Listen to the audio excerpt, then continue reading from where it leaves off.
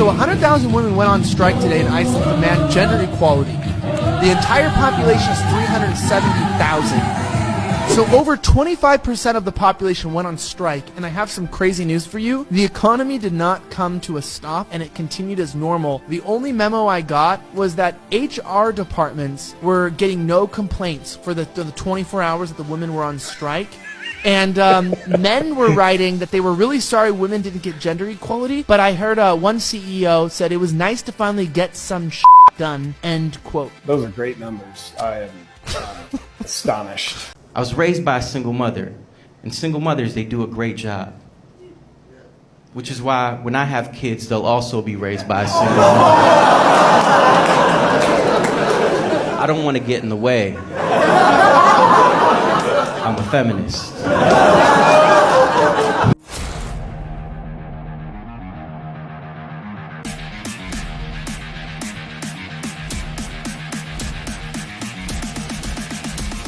Embrace your masculinity.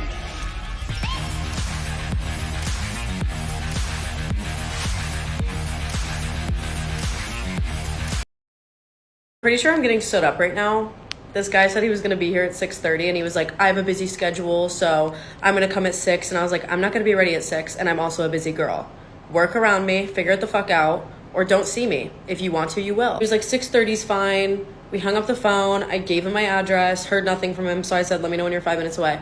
He has not texted me at all. Some people may say wait an hour, but I will not wait an hour for anyone. I won't even wait an hour for myself. So why am I going to give him the time of day when someone shows you who they truly are, believe it? And like, this is not a man of his word. He is not a timely man. I don't fuck with either of those things. Clearly not a communicator. Like, if he was truly running late or something, text me that, you know? But if you're not going to text me, how am I supposed to know? I'm just going to automatically assume you're not interested.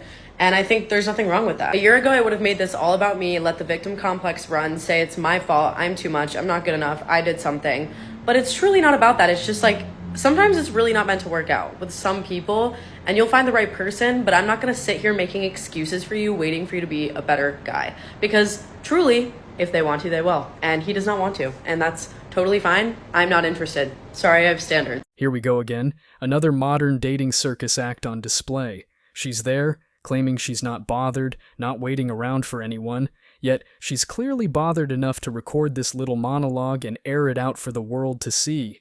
It's like she's saying, look at me, not caring, not waiting, but let me just spend a few minutes talking about it on social media. If that's not being bothered, I don't know what is. And the whole I have standards spiel at the end, classic misdirection. She's trying to shift the narrative and make it look like she's the one calling the shots. But let's be real, if Chad had shown up, she'd be singing a different tune.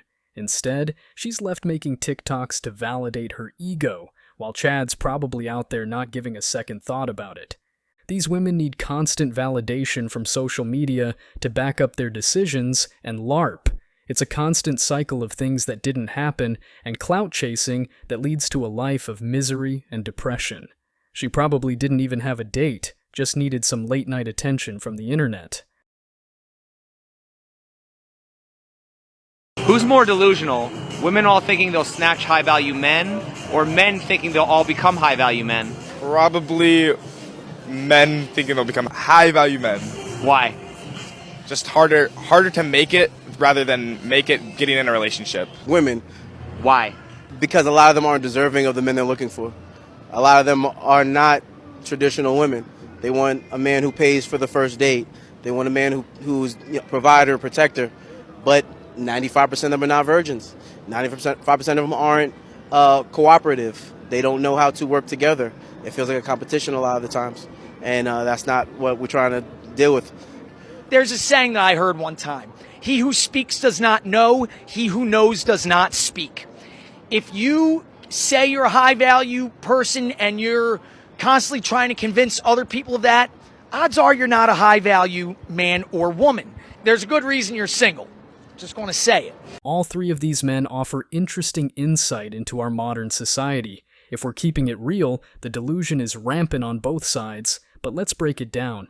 The truth is, becoming a high-value man isn't about delusion, it's about dedication and real effort. It's not about sitting around dreaming of six-figure salaries without moving a muscle. It's about the grind, the hard work, and the relentless pursuit of one's goals. But let's not kid ourselves. Not every guy who sets out on this journey is going to make it.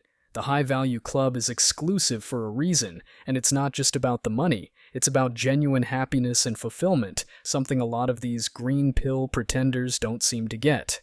Now flip the coin and look at the women. It's almost comedic how many average-looking women out there, armed with nothing more than a layer of makeup, feel they deserve the cream of the crop. They're shooting for the stars while bringing nothing to the table but unrealistic expectations and a sense of entitlement just for being female. In the harsh light of reality, this mindset is far more delusional. While men at least understand the necessity of bringing something tangible to the table, these women seem lost in a fantasy land. In this scenario, sure, you could argue men are delusional for thinking they'll all hit that high-value status. The odds aren't in everyone's favor, after all. But when it comes to the mindset, it's the women who are leagues ahead in the delusion department. They're looking for top-tier men while offering little to nothing in return, expecting to land a Prince Charming by virtue of existing. So here's the takeaway. Men, focus on your path, work on yourselves, and remember that your worth isn't defined by your bank account alone. And women, maybe it's time for a reality check. Lower those sky-high expectations and start valuing men for more than just their wallets or status. In the end, it's not about chasing illusions, it's about building a reality where you're genuinely happy, regardless of where you or anyone else stands in this so-called hierarchy of value. Like, sometimes I get done like a gangbang and I'll take an ice bath because my body will, it will be sore. It feels like a 20-mile-per-hour car accident after a gangbang. Yeah. And you love it. You're just like, ow, I was a good slut today. The funny thing about injuries is that you never feel it during the you've got all the endorphins and the adrenaline and everything. You just feel so good and then it's, as soon as it ends, you're like, oh you're my like, God. What did I do? yeah, totally. Nasty bitch.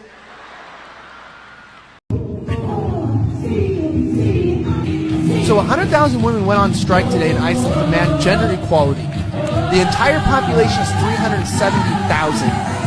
So over 25% of the population went on strike, and I have some crazy news for you. The economy did not come to a stop, and it continued as normal. The only memo I got was that HR departments were getting no complaints for the 24 hours that the women were on strike. And men were writing that they were really sorry women didn't get gender equality, but I heard one CEO said it was nice to finally get some shit done, end quote. Those are great numbers. I am astonished. Just goes to show most jobs that women work in society are meaningless and not needed. Men are the ones upholding society on every level. Prove me wrong. This is what happens when women think gender equality means being equal to the top 5% of men while shitting on the lower 95%.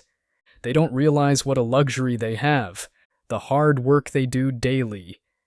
There was also no traffic in the morning, which was great. The toilets didn't get cleaned for a day. I'm sure they will survive. So, no car accidents that day? You know what I do not like? Like, Ariana Grande just got divorced, right? Mm-hmm. She got to pay her ex-husband $1.2 million. You ain't sing a note. Mary J. Blige had to pay her husband. Adele had to pay her husband. No. Bro, I don't believe. Unless they tell you, unless you become a house husband, right? Or some sort of stay-at-home dad, them women don't owe you no money. All these people who they were when you met them. I see. You supported them through their career. But you didn't support them. You did support them through their career. I'm speaking from the athlete side. No, why Ariana Grande was out there singing and touring. He was at home. He was making sure the pool man came. He was making sure the lawn man came. He's making sure the groceries are in the refrigerator. He's making sure the kids get to school on time. He is supporting life while she is performing and working the world. He sacrificed his life so she could go sing songs on stage. And that's what you call a FTS. Shooting in the gym. It's both ways, Flip the script. Yep. He was helping, supporting her at home while she was working on the road. I'm disgusted with both of you. No, that's what it is. I don't agree with it. I don't agree with it.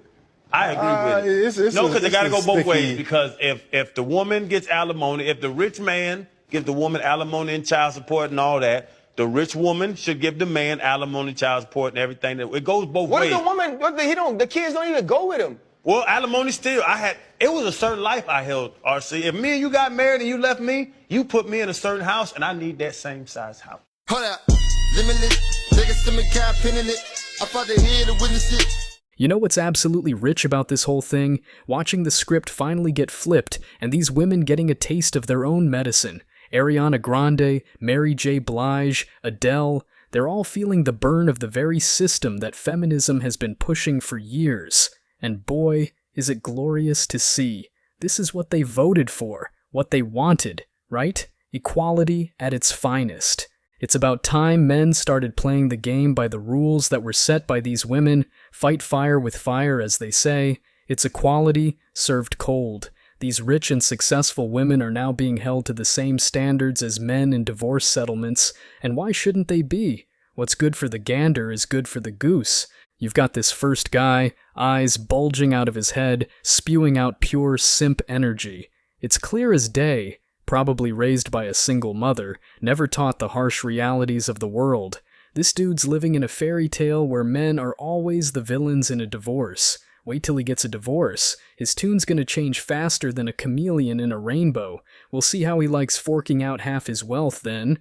Then you got these athletes and celebrities getting fleeced by women a decade older than them, and suddenly, it's a tragedy? Please, this is the bed that's been made, now lie in it. It's high time these women get to experience the joy of alimony and child support from the other side. Let's see how much they enjoy maintaining that certain lifestyle they got so accustomed to when the shoe's on the other foot.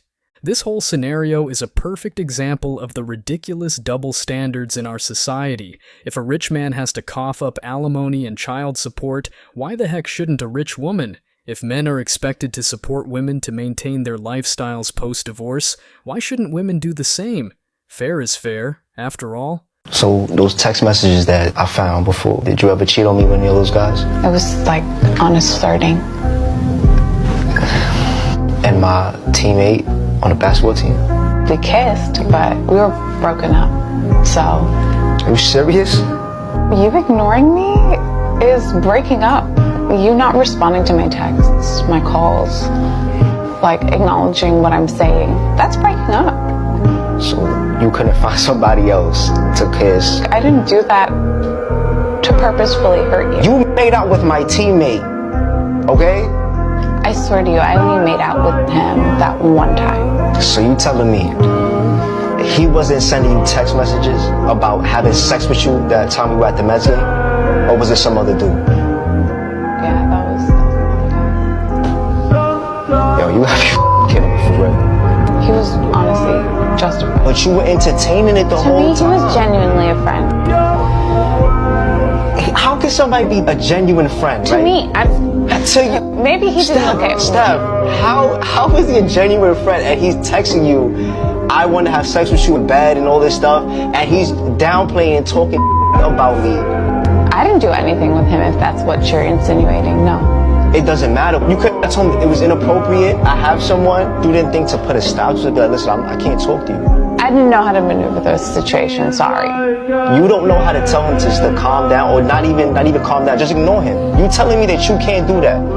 You won't admit that you cheated. We were on a break. This isn't Friends. This isn't Ross and Rachel. We were on a break. We were not on a break. You not talking to me is a break. I'm not saying that my actions were correct, but we both agreed that we wouldn't have anything on the side, any sneaky stuff. I kept my word.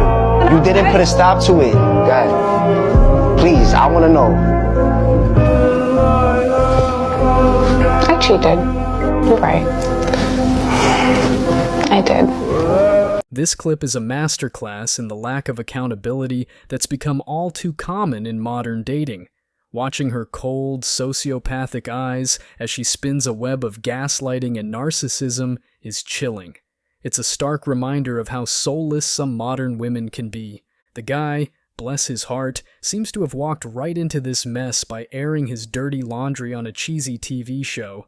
Time to pack it up and move on, man. You can't fix what's fundamentally broken. Her inability to own up to her actions, the complete lack of remorse in her eyes, it's all about her. Always. She doesn't want to give space because she doesn't believe she's in the wrong. Instead, she finds a new supply, leaving a trail of destruction in her wake. Women like this are a red flag factory. They'll tell a man how to block someone or shut it down, but conveniently forget those rules when it suits them. Men, take note. This is what you're up against in the dating world. Women who twist narratives to suit their agenda, who don't think twice about stepping over someone's heart to get what they want. The saddest part? It's not even shocking anymore. It's become a mundane reality of modern dating, a landscape where accountability is as scarce as genuine connection. To the guy in the clip, you dodged a bullet. To all the men out there, stay vigilant and learn to recognize these signs early. Don't get entangled in these manipulative webs. Trust your gut and walk away from these narcissistic games. You're better off alone than with someone who sees you as nothing more than a stepping stone to their next conquest. You're either in love or you're being swindled. Here's how this woman views dating. I'll let her explain. So this is our dating chart. You're either in love or you're being swindled, and you're either having fun or you're bored as hell. So it's fun versus bored, and then it's in love versus being deceived, I guess? And of course, there's no indication of, like, is this a good idea? Is it good for you? Are there any metrics by which you're measuring these things? And then, do the men you're dating have any feelings about the situation besides, I guess, swindling is an emotion? Let's see how they use this to make decisions. So if you find somebody and you're in love and you're having fun, you marry them. Oh, that explains this. So according to her, fun plus love equals marriage, and we don't need to know anything else. Fuck yeah, I do. If you're having fun, but they're swindling you, they're a fuckboy. So they seem to have figured this out. Good. Yep, facts. If they're swindling you and you're bored, get out. Get out of here. Just don't. Okay, so then swindle plus fun equals stay, so then they have not figured this out. And if you're in love with them and they're boring, if they're hot and it's rich, it's okay. Now I know where all those women went. Okay, after 3 weeks, be rich. But if they're not that, then again, ignore them. Okay, some things are falling into place. If not hot, rich, love, then ignore. Yeah, stay for the money, leave if they're not. And Maria, where would you place yourself? I would put myself in love, having fun. They are having fun, but in lust. So that sucks for me. I'm being Tinder swindled and kind of bored. So there you have it, a room full of women agreeing that these are the choices that they have and not, I also found this gem in the comments. So I thought I would help out here, and I created the Women's Cubic Dating Decision Matrix, the WOQ.MA for short, that's catchy. I have preserved the love to swindle axis, and I kept fun, more and less, and I thought I would include a third variable. Is this a good idea? That expands the square to 8 cubes, and smart is going to be towards the front. So these girls said that if you're in love and having fun, then you should get married, and I want you to consider whether or not that's a good or a bad idea, because if it's not, then maybe you shouldn't do that. I'm going to call that the don't box. Of course, if you're having fun, love, and it is a good idea, then go for it. Now, I know this is crazy, but I'm going to add the entire swindle volume to the don't list. It's very rare for it to be smart to get swindled. That leaves just 2 cubes, the boring love area. I'm gonna recommend against stupid boring love, that sounds bad. That leaves just smart, boring love. I'm gonna create a third category for that, reconsider. You may remember she said only if he's rich and hot, which I guess can be boring. If you want money and looks and excitement, you're gonna be looking for guys who are just really busy. So even if you think this is you, even she's not getting all of his attention. Fun, rich, hot love doesn't always work out. This is the guys who are busy back here. So if you're optimizing for fun, that's going to create this excitement chaser pattern where when you get bored, you're going to drop someone and leave for someone more fun. Those are measurements of overall excitement. And fun guys are pretty busy, so when you ask for commitment, he's probably just going to say no and bring someone else on board, and you're going to be in this repeating pattern of being swindled. So here again is excitement plotted against time in a stability-optimized relationship. This right here is being bored, and this right here is a fight. And that would be the reconsider option. Just think about what happens later if you choose boring instead of excitement. Hope that helps. You're either in love or you're being swindled. Bro, let me save you all this 304 math. You can't apply logic to their delusions. It just doesn't work. On a side note, I love this guy's artwork. It's fantastic. Thank you so much for watching. If you found value in this video, hit the like and subscribe buttons, ring the notification bell so you don't miss out on future uploads, drop a comment, and share it. See you in the next video, guys. Till next time.